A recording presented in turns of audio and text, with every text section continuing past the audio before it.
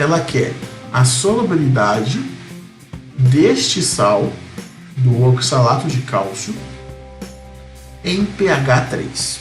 Bom, vamos lá, mesmo raciocínio. O sal que foi dado, ele é um sal que um dos íons, no caso aqui o ânion, ele é um ânion fraco, que em presença do pH ácido, ele reage com os H+ presentes na solução e aí gera reações que não competem ao KPS, elas estão ali paralelas ao que a gente geralmente vê no KPS. Por isso, então, que gera essas contas malucas todas. Então, o começo é aquele padrão. A gente vai pegar esse sal, a gente sabe que esse sal aqui apresenta uma solubilidade muito baixa, portanto, pelo fato do sal apresentar uma solubilidade muito baixa, a gente sabe que a única constante de equilíbrio que descreve solubilidade de produtos de solubilidade é o KPS. Então a gente faz aquele esquema padrão que a gente está acostumado. A gente dissocia o cara, ficando o cálcio mais 2 para um canto, ou íon oxalato para o outro canto, beleza, tranquilo. Nós sabemos que se esse aqui é S, esse aqui também vai ser S, e esse aqui vai ser S, porque é tudo 1 para 1 para 1. Então não podemos esquecer desses pequenos detalhes. Escrevemos a fórmula do KPS, a fórmula do KPS então seria concentração de cálcio mais 2, multiplicado pela concentração de oxalato. Aí aqui, novamente, aquele mesmo esquema, a gente já começa a gerar ferramentas para o que está para vir. Então vamos, um dos nossos problemas, igual aconteceu no caso anterior, é o que? Mesmo raciocínio, o cálcio, a solubilidade do cálcio não se altera. Uma vez que foi colocado em solução, todo o cálcio possível de ser solubilizado dessa substância foi solubilizado. O cálcio ele não vai sofrer mais nada a partir daqui. O cara que vai sofrer algum tipo de alteração é o oxalato. É esse cidadão aqui que vai começar a se alterar devido à presença do ácido que estava aí na minha solução. Inclusive ela já indicou, o pH 3 está bastante ácido. Então aqui até aquela questão de colocar ácido em abundância para garantir que todo esse oxalato possível ele reaja. Então tentar extrair o máximo do oxalato, gerando no caso o ácido oxálico. Então a gente já sabe que esse cara aqui vai ser um problema. É ele que a gente vai ter que brincar para descobrir o que vai acontecer. Então já vamos deixar uma forma de calcular esse cara. A gente já sabe que a concentração de ácido oxálico, utilizando essa ferramenta que nós temos em mão aqui, a gente pode escrever como sendo o KPS sobre a concentração de cálcio. Então, deixamos essa nossa equação ali do lado. Se no futuro ela for necessária, a gente recorre até ela. Beleza. Até aí, o que a gente pode fazer é, com relação a essa primeira etapa, é isso. Agora a gente vai começar a brincar com o íon oxalato. Aqui, novamente, a gente tem processos invertidos. Por quê? Quando a gente estudou K, quando a gente estudou KB, a gente estava acostumado ao quê? Ionizar ácido, dissociar base. Sempre foi isso. Quando a gente saiu um pouquinho disso, foi quando a gente hidrolisou sal. E aí ele chega aqui e propõe algo diferente. Eu já tenho os íons presentes na solução. Eu quero que esses íons reajam gerando o possível ácido que vai vir no futuro. Então nós temos aqui o íon oxalato, como a carguinha dele é -2, isso daqui vem de um ácido diprótico. Então essas observações são interessantes. Então se a gente pensar no processo convencional, neste momento aqui ele estaria perdendo o seu segundo H+.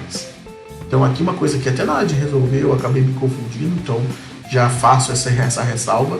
Como é o segundo H+ que estaria sendo perdido, esse Ka aqui é o Ka2, é o Ka correspondente à saída do segundo hidrogênio. Então, normalmente, aquele mesmo esquema do anterior, como quando eu vou escrever a constante de equilíbrio, ela é uma constante do Ka, só que está invertida, eu inverto aqui também o Ka, ficando 1 sobre Ka2. Então aqui, como está tudo invertido, a concentração aqui do caso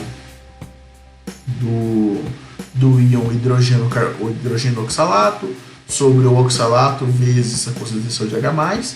Aqui, como eu disse, a gente vai estar sempre interessado no mesmo caso anterior, a gente sempre vai estar interessado nesses caras que vão se formar a partir da reação. Então, o oxalato, a gente já tem uma ferramenta lá atrás que calcula. Não tem vantagem em eu gerar mais uma, mas eu não tenho nenhuma ferramenta que calcule esse cara aqui. Esse cara aqui é novidade, então vamos deixar ele uma forma de calcular esse cidadão. Pode ser que mais para frente a gente precise disso, então vamos deixar ele do jeito. Então, uma das formas de calcular o hidrogênio oxalato é isso aí, é a concentração de oxalato vezes a concentração de H+, sobre o K2. Então deixamos aqui essa equação. Caso a gente precise dela mais para frente, a gente vem até aqui e chama ela para poder nos ajudar. Seguimos então o nosso processo. Aquele cara que já tinha capturado um H+ na solução vai para a captura do segundo H+, que lembrando, se fosse o processo normal que a gente está acostumado, seria o momento do primeiro hidrogênio ir embora. Então aqui a gente vai usar o K1, porque a gente tem que pensar no processo inverso agora. Então, mesmo esquema, escrevendo a equação que descreve esse equilíbrio, é a equação do Ka invertida, do K1 dessa vez.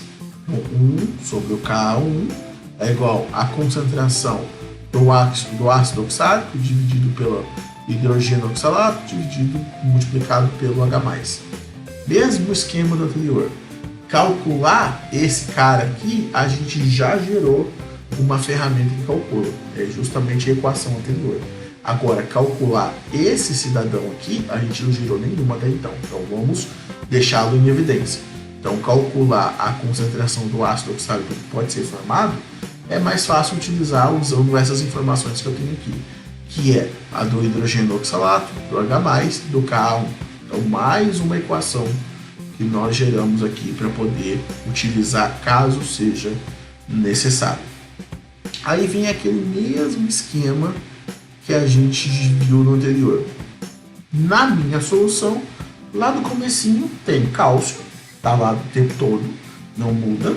Eu tenho, agora que eu vi que surgiu ali na minha solução, surgiu o íon oxalato, surgiu o hidrogênio oxalato e surgiu o ácido oxálico. Surgiram 3 caras, mais o cálcio.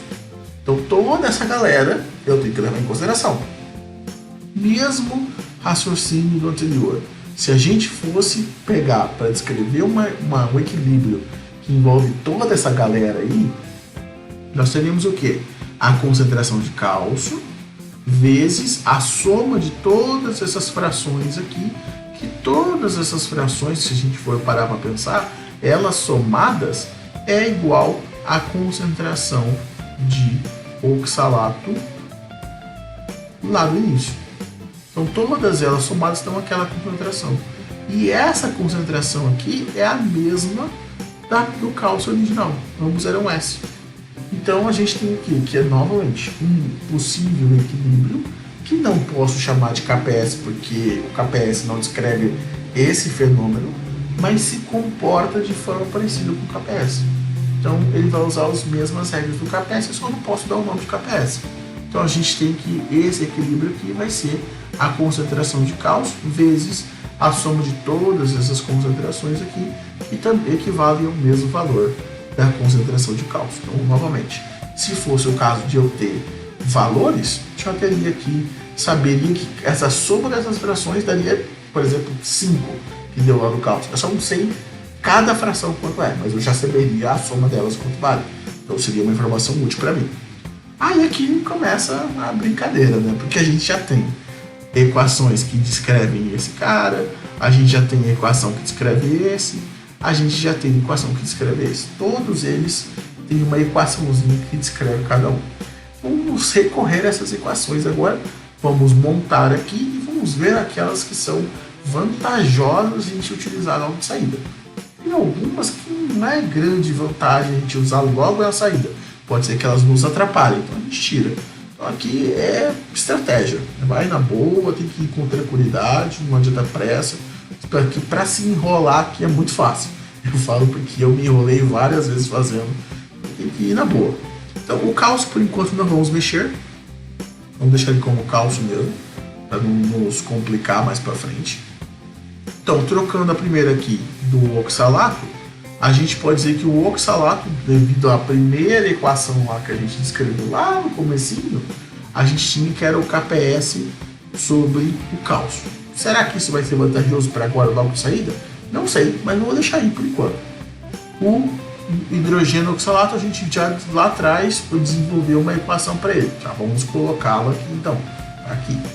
Mas a equação que descreveria, que faltou uma carguinha, aqui já não tem carga mais. A equação que descreve esse cara aqui, então tá aqui. Pá. Colocamos ela no jogo. Deixamos todas elas para avaliar se realmente já vale a pena logo de saída mexer com todas elas. Bom, o que eu fiz foi o seguinte, voltando aqui, ó, peguei todas essas daí, vim aqui para baixo e falei, bom, olha só que interessante. Se a gente for pensar no processo global da coisa, pensando que eu teria um oxalato, se a gente for pensar, se eu tivesse colocando o ácido na solução, que é o processo inverso a tudo isso que está acontecendo, seria o ácido oxálico na presença de água, liberando o íon oxalato mais H+. Se fosse o caso de ser essa mão direta, seria assim, mas a gente está olhando no sentido inverso. Então, aquelas várias fraçõezinhas que a gente viu, formando o monohidrogênio, formando o oxalato, tudo aquilo junto geraria essa equação global. Então, até é interessante escrever aqui. Essa aqui é a nossa equação global de todas aquelas partes que a gente foi vendo ali no decorrer do processo.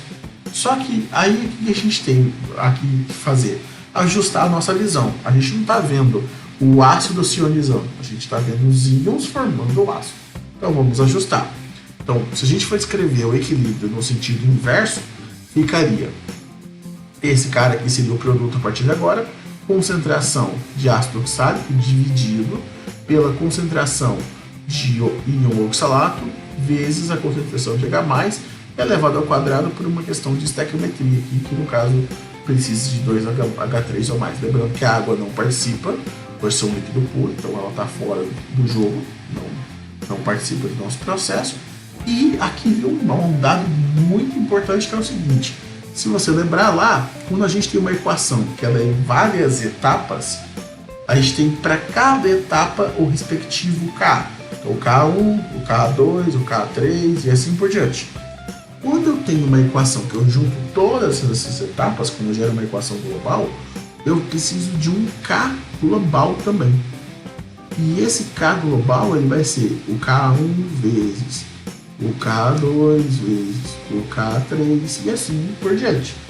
Só que do mesmo jeito que aconteceu em momentos anteriores, essa equação que eu estou girando aqui para o meu equilíbrio não é bem o K, é a forma invertida do K. Então meu K global eu também tenho que fazer a fração inverter. Como são duas etapas, todo esse troço aqui vai ser igual ao 1 sobre K1 vezes K2. Muito bonitinho aqui. Então, esse troço aí, agora, gerei mais uma equação para possivelmente poder me ajudar. A gente está interessado em quem agora? A gente está interessado... A gente poderia utilizar tanto esse cara aqui quanto esse daqui.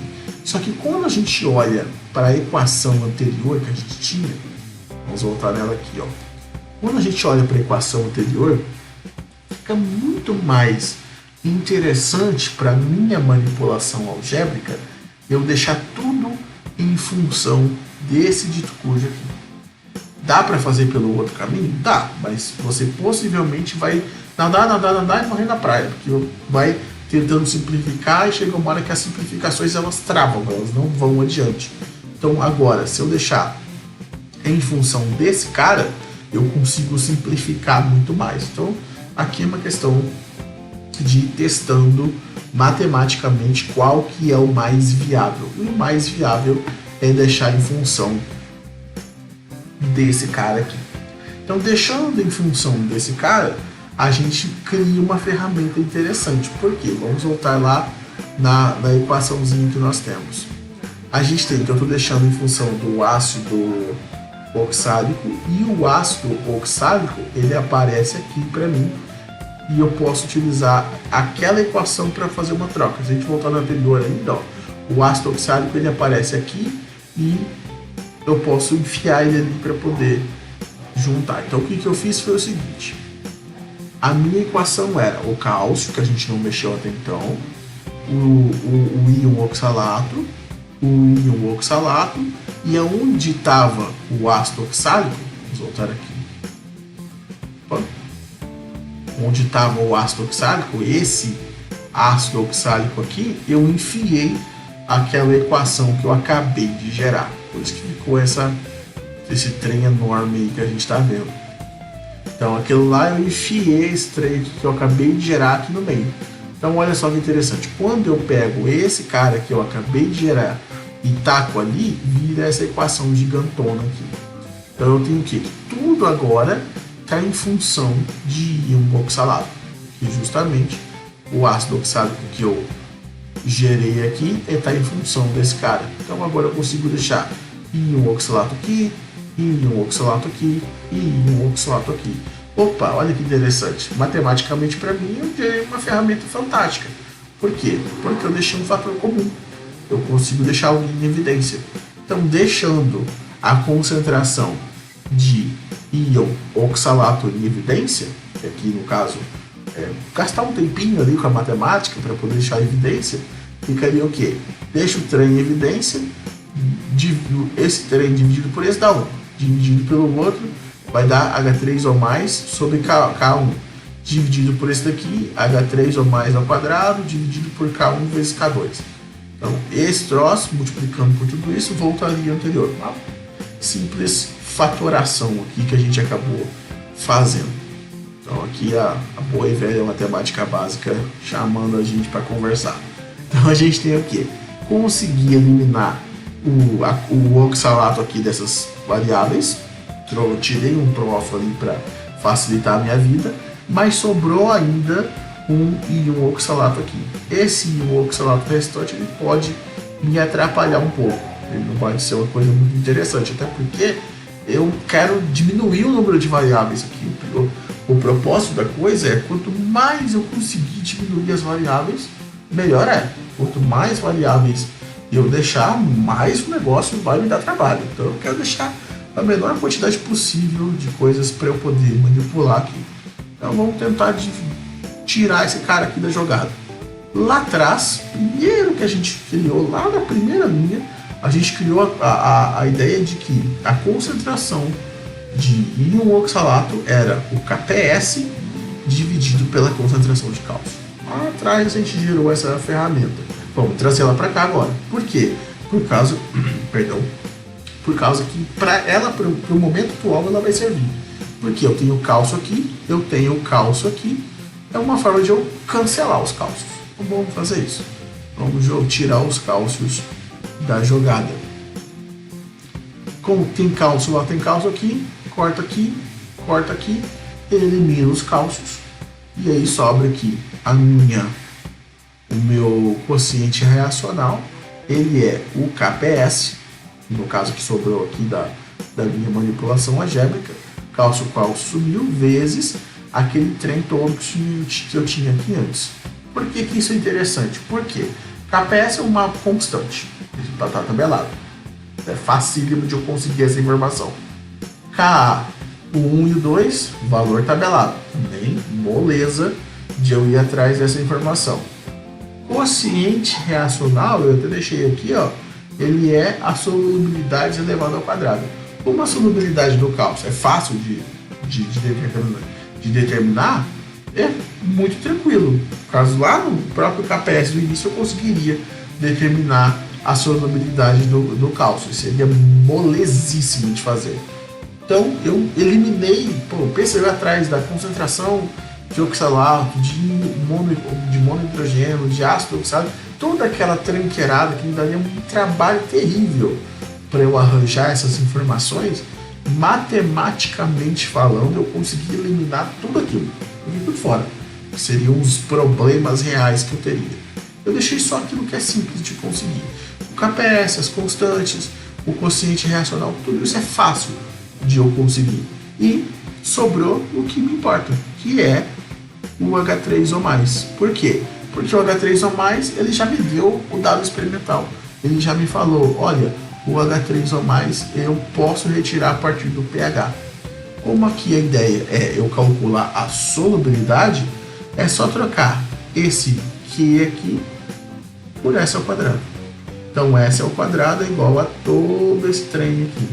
Novamente, como ele me deu o pH, troco aqui o valor da concentração de H+, isso é fácil, é só lembrar que a concentração de H+ é igual a 10 elevado a menos pH, então seria 10 a menos 3, molezinha, troco aqui, taco isso na calculadora, pá, joga ali, e depois no final tiro a raiz quadrada, eu acho a solubilidade do bicho. Então perceba que de um início problemático, onde eu teria um monte de variáveis para dar conta, que eu possivelmente não ia conseguir todos esses valores, até porque para eu conseguir todas essas frações geradas, eu precisaria de uma técnica analítica extraordinária para conseguir ter valores tão pequenos e valores tão sensíveis assim. Teria um trabalhão terrível para poder fazer todas aquelas contas e deu um pouquinho de trabalho matemático, mas eu modelei matematicamente o meu problema e consegui uma equação que, apesar de não parecer, ela é mais simples do que o problema inicial, que era 1000 vezes mais complicado. Então aqui eu consigo achar